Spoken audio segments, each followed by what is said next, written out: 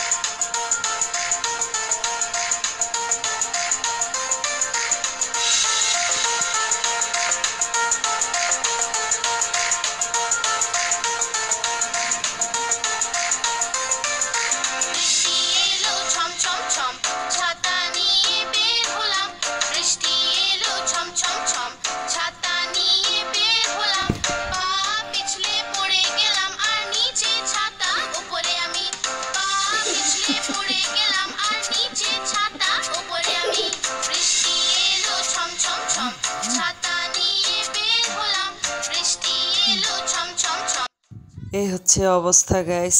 এখন শুরু করেছে আসলে ওর পরীক্ষায় কত পেয়েছে। আম্মু প্লিজ আমার পরীক্ষার খাতাগুলো গাইজদের দেখাও।